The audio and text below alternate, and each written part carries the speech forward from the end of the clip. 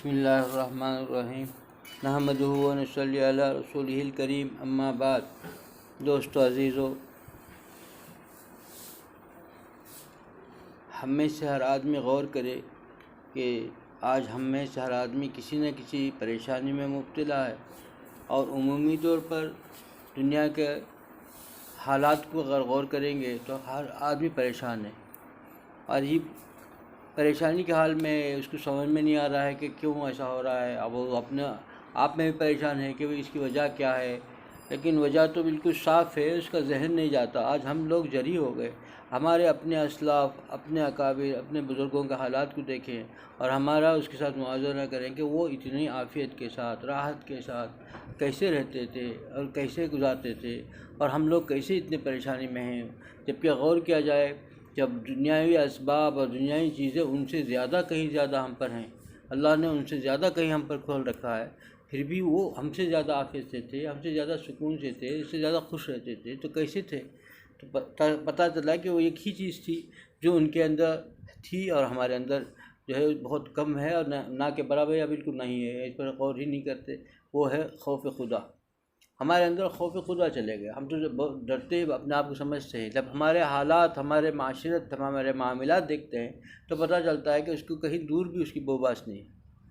ہم جب تک کہیں ہمارے اندر دیکھیے کہ ہم جو کام ہمارے کرتے ہیں، کہیں کسی کے ہاں جو ہے ہم ملازمت کرتے ہیں، عمومی طور پر سبھی لوگوں کے، اس میں خواص و عوام کچھ نہیں، جن کو اب انگریزی پڑھا لکھا اور انگریزی دان طبقہ جو بزرگوں سے دور ہے، وہ تو ہے ہی اس خوف کے بغیر، وہ زندگی یعنی خوف خدا اس کے اندر سے نکل گیا۔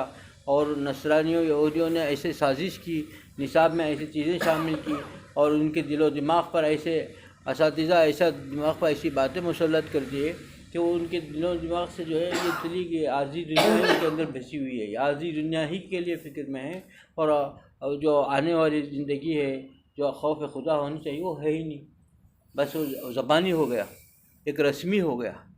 لیکن عوام جن کو نیک سمجھتے ہیں، جن کے اندر اللہ نے علم کی دولت سے بھی نوازا ہو اور کسی اللہ والوں کی صحبت سے بھی نوازا ہو، ایسے لوگوں کو بھی اگر غور کرتے ہیں تو ان کے معاملات معاشرت کے اندر سب سے زیادہ جو کمی ہے یہی ہے خوف خدا کی۔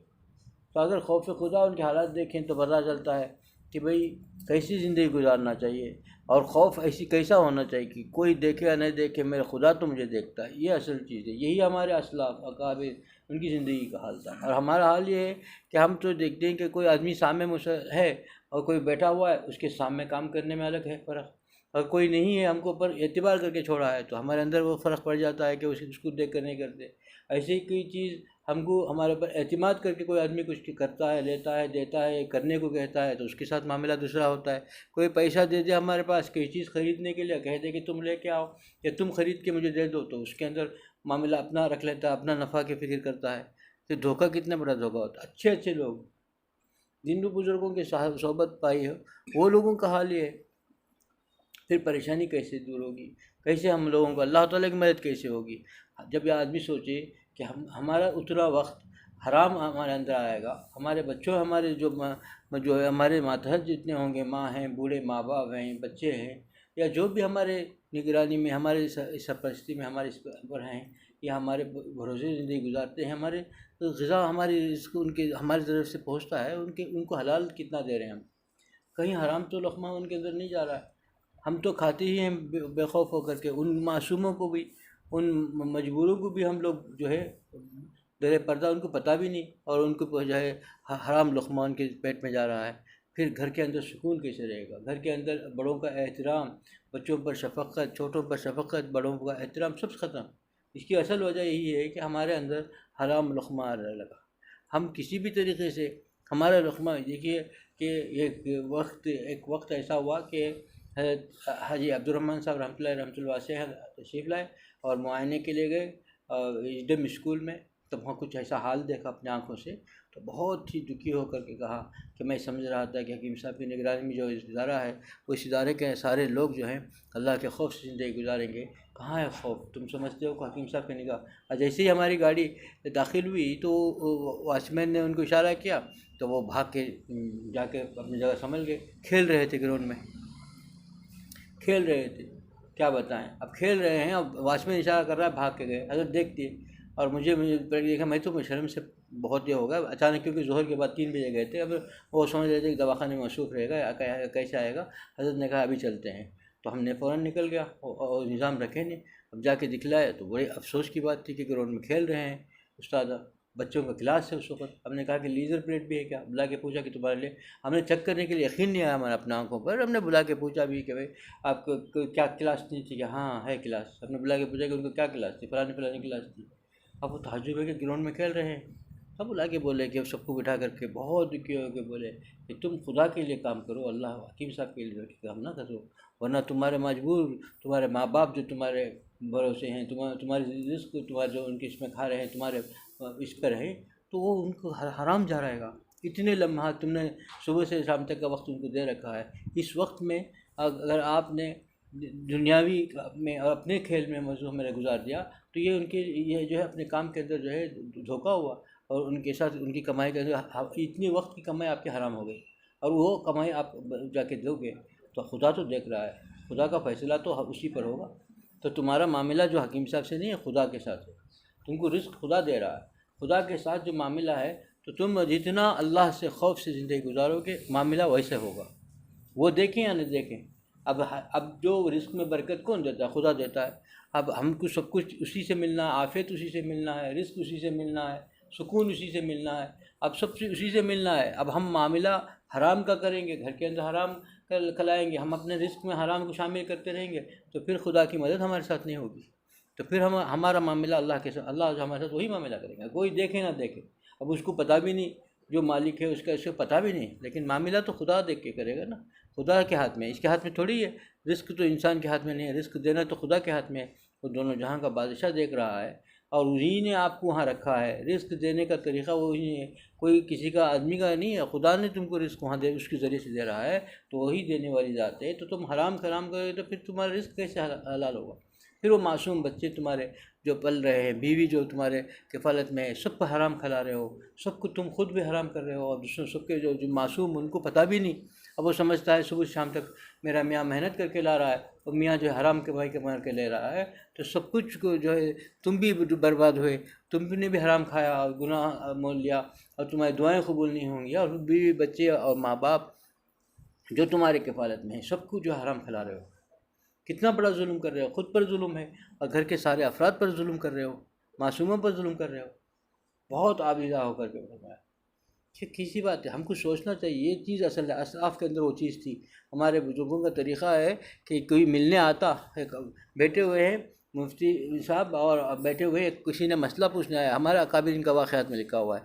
آئے اور حضرت کے پاس مسئلہ پوچھا، بہت ضروری مسئلہ تھا. اس نے مسئلہ آ کر کے پوچھا، حضرت فوراً اتر کر کے اپنے گدی میں بیٹھے ہوئے تھے، اتر کے سامنے جا کر بیٹھے اور اس کے مسئلہ اس کو بتا دیا.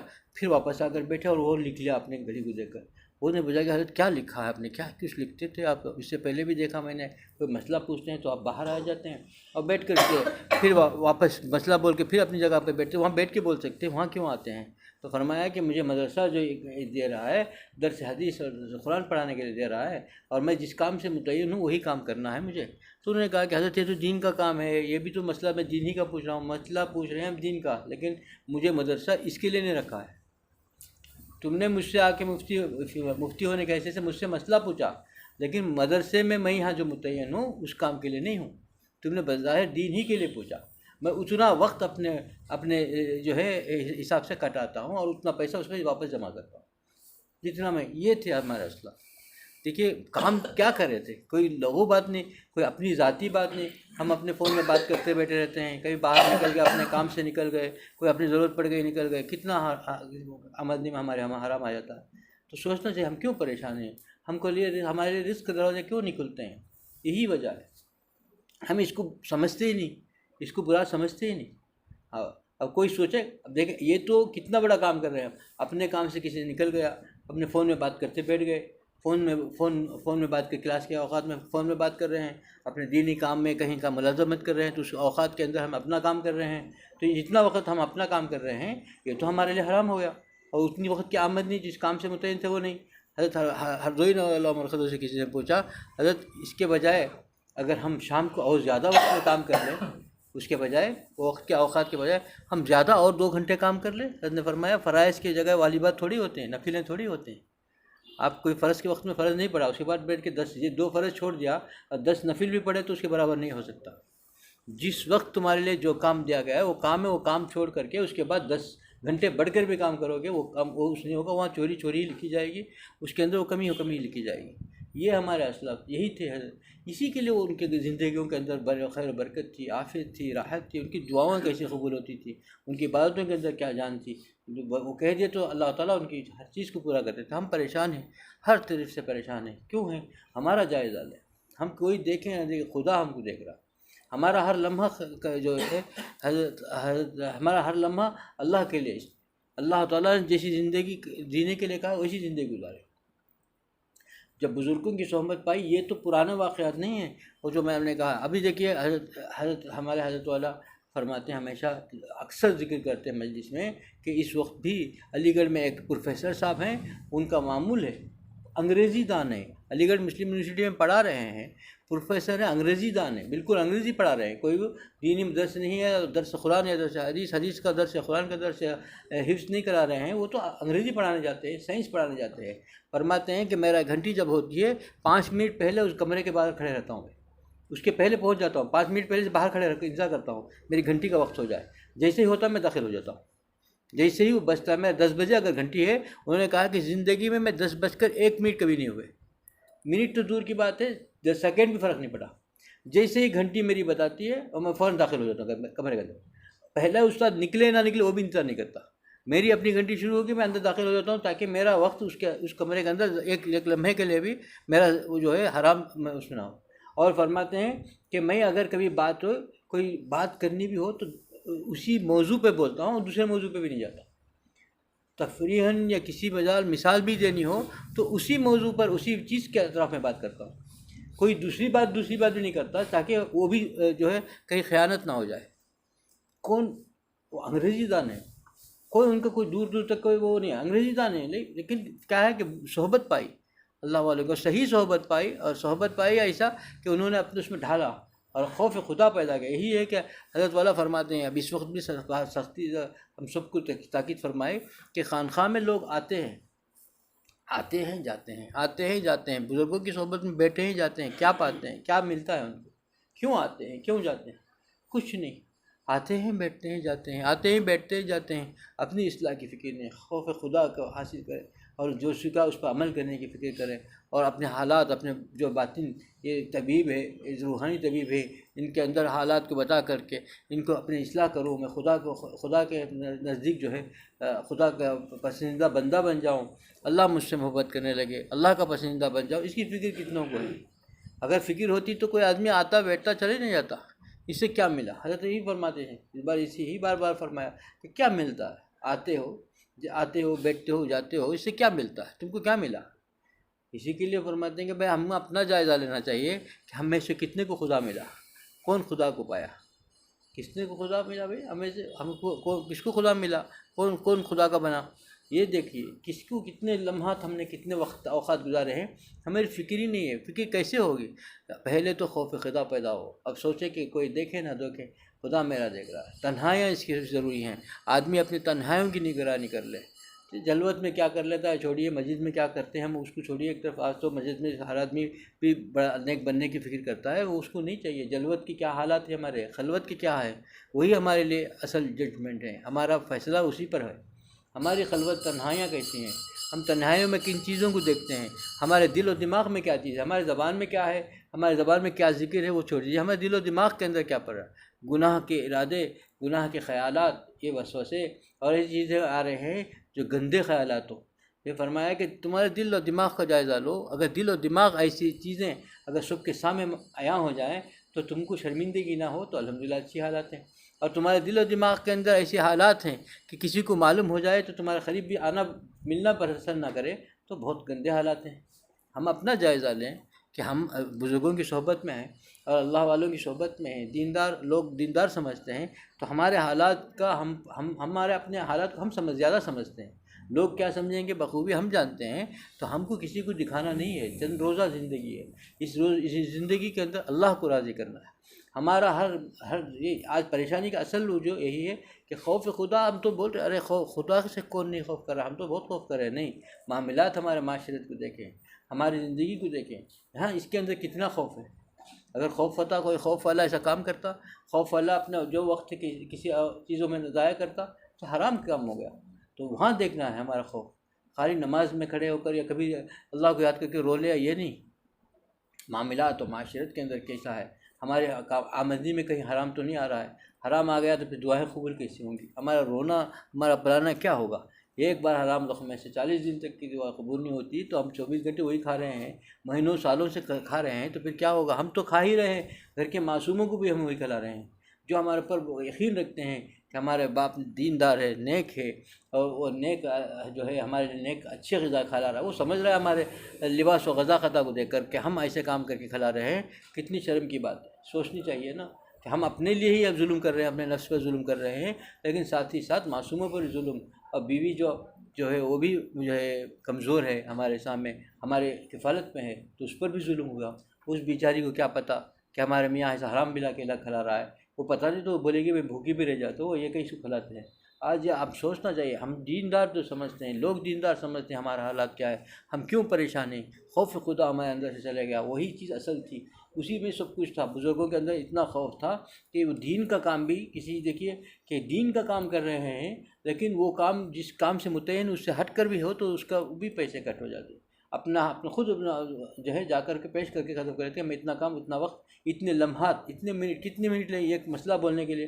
بمشکل 2 منٹ گزر رہے ہوں گے، 2 منٹ بھی کاٹتے جا رہا ہے. تو آپ بتائیے کہ 2 منٹ بھی انہوں نے کاٹ لیا، کتنا خوف ہوگا. اور وہ جیسا میں بتایا کہ پروفیسر اس زمانے کے اندر کون ہوگا بھائی، جیسے اللہ والوں کی صحبت اور سچے خوف کے ساتھ انہوں نے اٹھائی، کتنا فائدہ ہوگا. وہ بول رہے ہیں کہ زندگی میں کبھی ایسا نہیں ہوا کہ میں ایک سیکنڈ کے لیے بھی میں کمرے میں داخل ہوا ہوں، اور جب تک میری گھنٹی مکمل ہے میں پڑھاتے رہتا ہوں، اور موضوع ہی پر پڑھاتا ہوں. موضوع سے ہٹا ہوا کوئی جملہ نہیں کہتا. کوئی بات مثال بھی دینی ہو تو موضوع ہی پر دیتا ہوں، مثال کے اندر بھی میں ہٹ کے نہیں جاتا. کیونکہ کتنا خوف ہے، کتنی فکر ہے. عصری تعلیم گاہ میں پڑھانے والے کے اندر اتنی فکر ہے تو ہمارے اندر کتنی ہونی چاہیے، اور ہمارا حال کیا ہے. یہ تو سوچنے کی چاہیے. ہم پریشان کیوں ہیں؟ پریشانی کی وجہ یہی ہے، اس سے ہم لوگ غفلت میں ہیں.